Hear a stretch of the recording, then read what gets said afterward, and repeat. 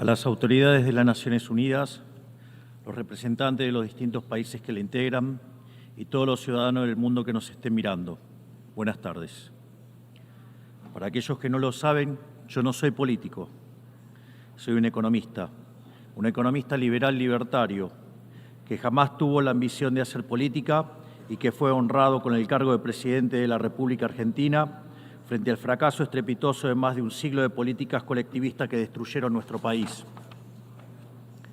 Este es mi primer discurso frente a la Asamblea General de las Naciones Unidas y quiero aprovechar para, con humildad, alertar a las distintas naciones del mundo sobre el camino que están transitando hace décadas y sobre el peligro que implica que esta organización fracase en cumplir su misión original. No vengo aquí a decirle al mundo lo que tiene que hacer. Vengo aquí a decirle al mundo, por un lado, lo que va a ocurrir si las Naciones Unidas continúan promoviendo las políticas colectivistas que vienen promoviendo bajo el mandato de la Agenda 2030, y por el otro, cuáles son los valores que la nueva Argentina defiende. Quiero, sí, comenzar dando crédito cuando el crédito corresponde. La Organización de Naciones Unidas nace del horror de la guerra más cruenta de la historia global, con el objetivo principal de que nunca volviera a ocurrir. Para ello, la organización grabó en piedra sus principios fundamentales en la Declaración Universal de Derechos Humanos. Ahí se consignó un acuerdo básico en torno a una máxima, que todos los seres humanos nacen libres e iguales en dignidad y derechos.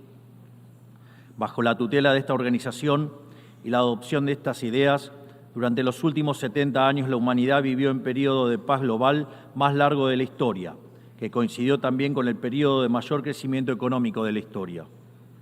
Se creó un foro internacional donde las naciones pudieran dirimir sus conflictos a través de la cooperación, en vez de recurrir instantáneamente a las armas, y se logró algo impensado: sentar de manera permanente a las 5 potencias más grandes del mundo en una misma mesa, cada una con el mismo poder de veto, a pesar de tener intereses totalmente contrapuestos. Todo esto no hizo que el flagelo de la guerra desapareciera, pero se logró por ahora que ningún conflicto escalara a proporciones mundiales. El resultado fue que pasamos de tener 2 guerras mundiales en menos de 40 años, que en conjunto se cobraron más de 120 millones de vidas, a tener 70 años consecutivos de relativa paz y estabilidad global, bajo el manto de un orden que permitió al mundo entero integrarse comercialmente, competir y prosperar. Porque donde entra el comercio no entran las balas, decía Bastiat. Porque el comercio garantiza la paz, la libertad garantiza el comercio y la igualdad ante la ley garantiza la libertad. Se cumplió, en definitiva, lo que consignó el profeta Isaías y se lee en el parque cruzando la calle. Dios juzgará entre las naciones y arbitrará por los muchos pueblos. Forjarán sus espadas en rejas de arado y sus lanzas en podadoras. Nación no tomará espada contra nación, nunca más conocerán la guerra.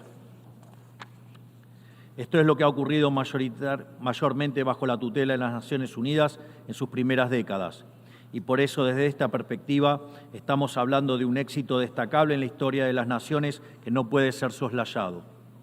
Ahora bien, en algún momento, y como suele ocurrir con la mayoría de las estructuras burocráticas que los hombres creamos, esta organización dejó de velar por los principios esbozados en su declaración fundante y comenzó a mutar. Una organización que había sido pensada esencialmente como un escudo para proteger el reino de los hombres se transformó en un leviatán de múltiples tentáculos que pretende decidir no solo qué debe hacer cada Estado-nación, sino también cómo deben vivir todos los ciudadanos del mundo. Así es como pasamos de una organización que perseguía la paz a una organización que le impone una agenda ideológica a sus miembros sobre un sinfín de temas que hacen a la vida del hombre en sociedad.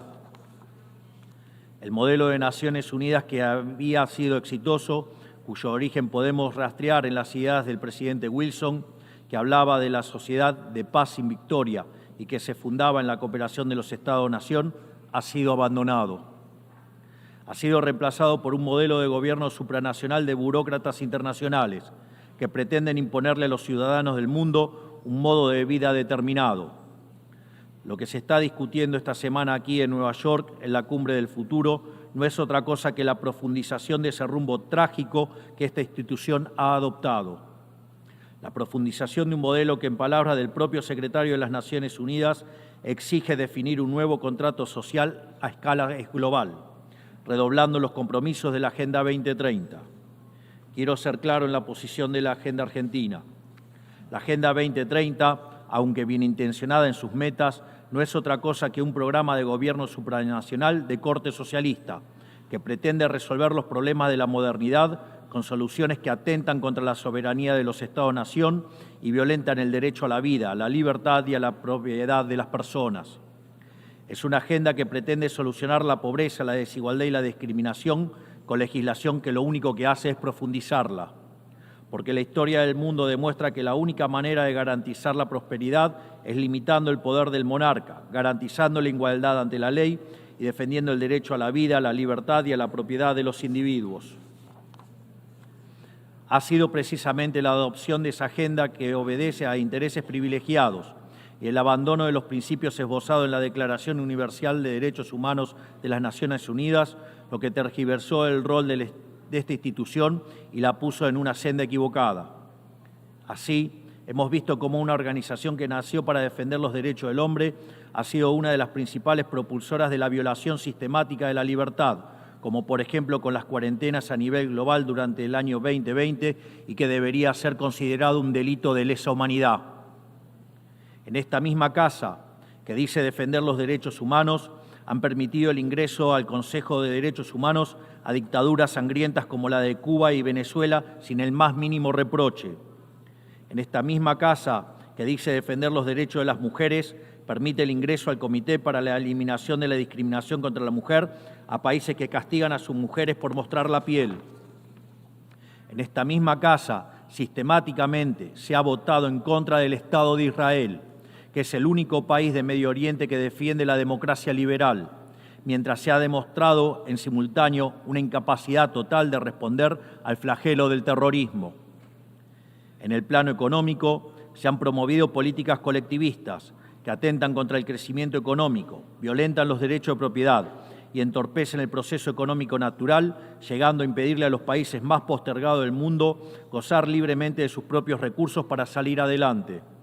Regulaciones y prohibiciones impulsadas precisamente por los países que se desarrollaron gracias a hacer lo mismo que hoy condenan.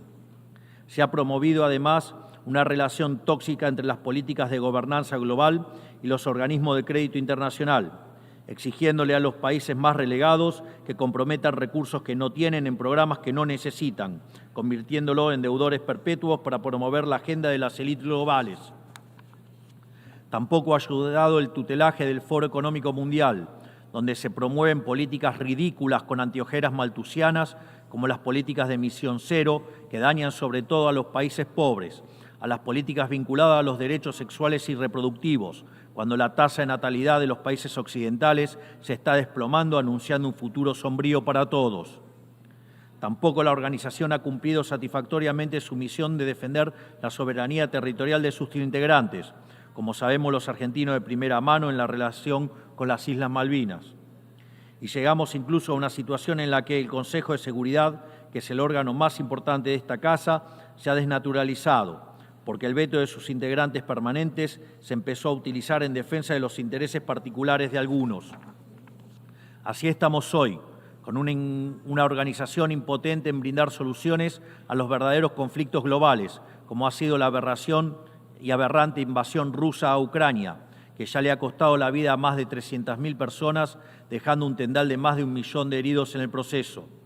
Una organización que en vez de enfrentar estos conflictos invierte tiempo y esfuerzo en imponerle a los países pobres qué, cómo y deben producir, con quién vincularse, qué deben comer y en qué creer, como pretende dictar el presente pacto del futuro. Toda esta larga lista de errores y contradicciones no ha sido gratuita, sino que ha redundado en la pérdida de credibilidad de las Naciones Unidas ante los ciudadanos del mundo libre y en la desnaturalización de sus funciones. Por eso, quiero hacer una advertencia. Estamos ante un fin de ciclo. El colectivismo y el postureo moral de la agenda woke se han chocado con la realidad y ya no tienen soluciones creíbles para ofrecer a los problemas reales del mundo. De hecho, nunca las tuvieron. Si la Agenda 2030 fracasó, como reconocen sus propios promotores, La respuesta debería ser preguntarnos si no fue un programa mal concebido de inicio, aceptar esa realidad y cambiar el rumbo. No se puede pretender persistir en el error redoblando la apuesta de una agenda que ha fracasado. Siempre ocurre lo mismo con las ideas que vienen de la izquierda. Diseñan un modelo acorde a lo que el ser humano debería hacer, según ellos, y cuando los individuos libremente actúan de otra manera, no tienen mejor solución que restringir, reprimir y coartar su libertad. Nosotros en Argentina ya hemos visto con nuestros propios ojos lo que hay al final de este camino de envidia y pasiones tristes. Pobreza, embrutecimiento, anarquía y una ausencia fatal de libertad. Todavía estamos a tiempo de apartarnos de ese rumbo. Quiero ser claro con algo para que no haya malas interpretaciones. La Argentina, que está viviendo un proceso profundo de cambio en la actualidad, ha decidido abrazar las ideas de la libertad. Esas ideas que dicen que todos los ciudadanos nacemos libres e iguales ante la ley, que tenemos derechos inalienables otorgados por el Creador, entre los que se encuentran el derecho a la vida, a la libertad y a la propiedad. Esos principios que ordenan el proceso de cambio que estamos llevando adelante en la Argentina son también los principios que guardarán nuestra conducta internacional a partir de ahora. Creemos en la defensa de la vida de todos. Creemos en la defensa de la propiedad de todos. Creemos en la libertad de expresión para todos. Creemos en la libertad de culto para todos. Creemos en la libertad de comercio para todos. Y creemos en los gobiernos limitados, todos ellos. Y como en estos tiempos lo que sucede en un país impacta rápidamente en otros, creemos que todos los pueblos deben vivir libres de la tiranía y la opresión, ya sea que tome forma de opresión política, de esclavitud económica o de fanatismo religioso. Esa idea fundamental no debe quedarse en meras palabras, tiene que ser apoyada en los hechos, diplomáticamente, económicamente y materialmente, a través de la fuerza conjunta de todos los países que defendemos la libertad. Esta doctrina de la nueva Argentina no es más ni menos que la verdadera esencia de la Organización de las Naciones Unidas, es decir, la cooperación de Naciones Unidas en defensa de la libertad. Si las Naciones Unidas deciden retomar los principios que le dieron vida y volver a adaptar el rol para la que fue concebida, cuente con el apoyo inclaudicable de la Argentina en la lucha por la libertad. Sepa también que la Argentina no acompañará ninguna política que implique la restricción de las libertades individuales, del comercio ni la violación de los derechos naturales de los individuos. No importa quién la promueva ni cuánto consenso tenga esa institución. Por esta razón, queremos expresar oficialmente nuestro disenso sobre el Pacto del Futuro firmado el día domingo e invitamos a todas las naciones del mundo libre a que nos acompañen, no solo en el disenso de este pacto, sino en la creación de una nueva agenda para esta noble institución, la agenda de la libertad. A partir de este día, sepan que la República Argentina va a abandonar la posición de neutralidad histórica que nos caracterizó y va a estar a la vanguardia de la lucha en defensa de la libertad. Porque, como decía Thomas Paine, aquellos que desean cosechar las bendiciones de la libertad deben como hombres soportar la fatiga de defenderla. Que Dios bendiga a los argentinos y a todos los ciudadanos del mundo y que las fuerzas del cielo nos acompañen. ¡Viva la libertad, carajo! Muchas gracias.